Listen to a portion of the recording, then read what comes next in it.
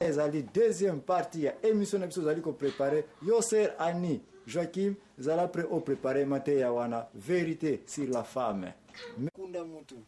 cimetière ezana respect et mon aniete cimetière nata bana Israël ezaki na importance. Est-ce que cimetière nata bana Israël nata Jésus tina bajour ezali koya et ko continue ko représenter réalité ya puissance makamni ezali ko bomona na cimetière valeur ni ezali kati na cimetière ntina nini ba cimetière il faut za respecter to ntina nini ba cimetière ewe ko za détruire ko kende musika te kanga makaka na parole oyo la vérité ukomona ete mateya oyo tozali ko kende nango wapi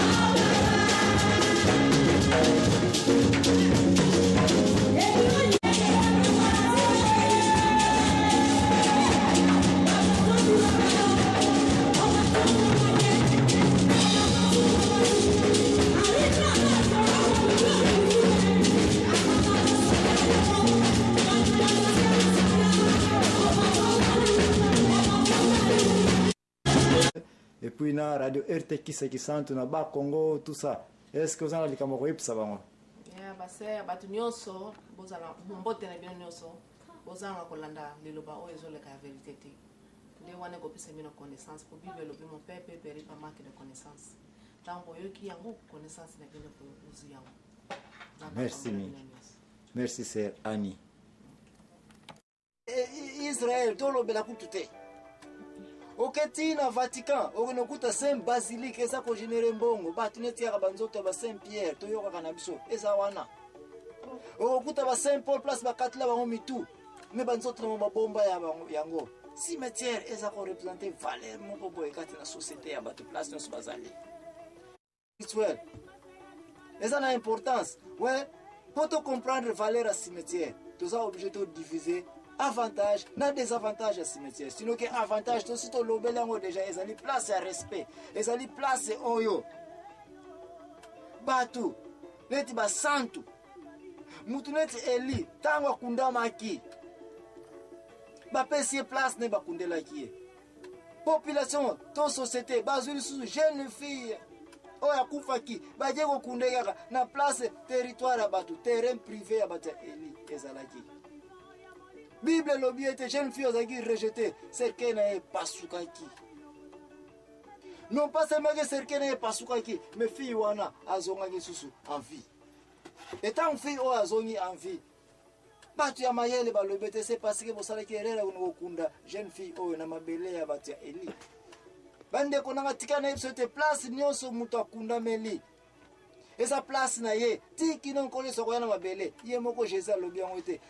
milimo nyonso ebombaka mai mpe lokola ekobwaka mpe lisusu milimo nyonso ezali kobomba na jour nkolo nyonso koya bato nyonso bazalaka vivant bakozala na place na bango bato bakufa baza na se ya mabele akopesa bango mai mpe akozongisa ye elingi kobete place nyonso moto akufeli puissance na ye ezali wana molimo na ye ezali wana net tout ça donc question oyo ozako koba question to ozako landa mpenza basije ndenge tozako teyela yango bakestion neti bakestion ozopose wana ya parce que l'intérêt dans ozako teya wana bakestion ezala oyebi très bien ke mateya na biso la vérité elandaka toujours na bakestion est ce que ozako koma est ce que ozako ozwa note bana otande naona kena kozwa lisusu ah oyo komi classe oui mais sikoyo ntango okende na église est ce que yo olandaka mateya okomaka yango na papier te bino bokomi kosalisa bato nesi baexamen basala banini oyo bokomi kosala ok bo question ezali sikoyo toza kolobela cimetière olobi ete soki okenda cimetière oki okuta banzoto na yo mikuwa na yo ya yo moko sikoyo tozolobela basi bamwanga yango cercle na yo mabaya wana basi balambela yango bafufu na bango yo ser sikoyo yebisa ngai réaction na yo kozala so ndenge nini wana antukana kosepela oza na réaction okozongela bango sikoyo to renverse yo oza déjà vivante sikoyo n'est-ce pas bapara na yo bandeko no basi bakufa déjà yo oyebi ke sikoyo oki kokuta cimetière yango basi banéglige déjà zala na place na bango réaction bango bakoza nango yango na mpeka yo oza nango sikoyo yo référence ya bandeko no bacimetière nango basi batongeli yango ja bandako likolo réaction nayo eza ndenge nini na place wana wana ntuka eza malamu te nayebi te soki nango kosala nini na place wana bon nga mpe sikoyo naza na nani naza kotanga a na bible oyo Lazare ntango akufaki azalaki na 2 sœurs na ye Marie na sikoyo ntango na ye Marie olobi na place na kani noza nango sikoyo na ka oyo ya kokufa Malata na Marie Marthe na Marie bazalaki basœur ya Lazare ntango Lazare akufaki azalaki camarade ya Jésus mais Jésus azalaki te ntango bamoni Jésus aye après liwa ya Lazare nde baki kolela Jésus soki ozalaki ya nde Lazare nde na biso akufi te siko Jésus akendaki na ndako to akendaki na mai to akendaki na ville to wapi yango akendaki bon azalaki kaka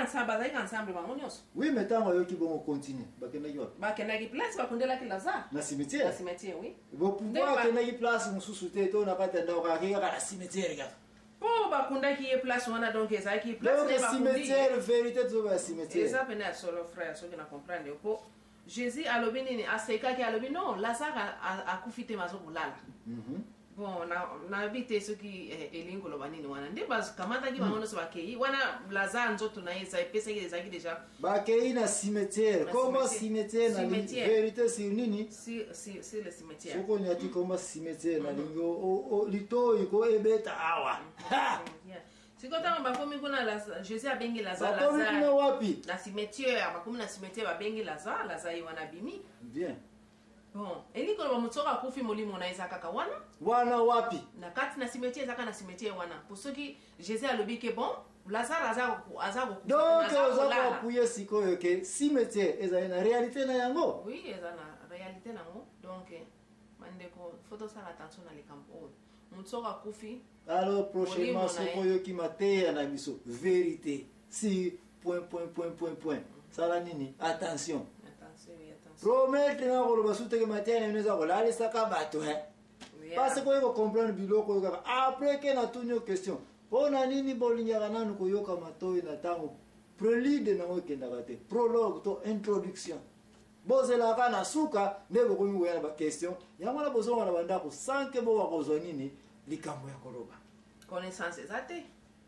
sikoyo kozwa connaissance na émission oyo ya la vérité peut-être na kozwa yango awa parce que la vérité ezali nini liloba na nzambe liloba na nzambe ezali nini mbeli mopanga epasolaka ezokisaka vérité ya cimetière osere na ngai ko soki oyebi mutu akoki koyoka makambo ya cimetière ekaza koconstruire na cimetière ekosala epasi to ekosala epasi te ekosala pasi est ce que liloba na nzambe ekotikela kochange liloba na nzambe ekotikala kochange sikoyo bato yango bazosala bapéché to nini bao bazosalaka makambo eza kokuni cimetière oui bazosala péché bato ndenge na vie na bango eza toujours bongo baminziu nde bazokendaka na bacimetière bato kotimolaka bibembe kozwa babiju basera bato baye koteka bango bato wana vie na bango eza kaka ya pasi bo batekeseli yo biju batekeseli yo biju na bango na yo moto osombi liba bango elandi yo ndenge nini okoyebelake okoyeba kaka okoyebi te okomona kaka makambo ezoyela oyo ya ndenge mosusu oyela yo okoyebaka euti na chenete euta na bibembe oyebi te me okoyeba kaka en tout cas likambo question ezali osombi biso bato bakomi kosala makambo neti kaka bambwa neti kaka banyama mais c'est parce que landa histoire ya bato oyo place na baza kokuta oyo nazongi na ndako landa ye na ndako nongo okuta ya réalité na se kuna place alala bacimetière bacercueil eza na se kuna mikuwa ya bato eza wana population mobimba kilometre ezalaka cimetière kilometre wana bato baza kolala wana elingi koloba ete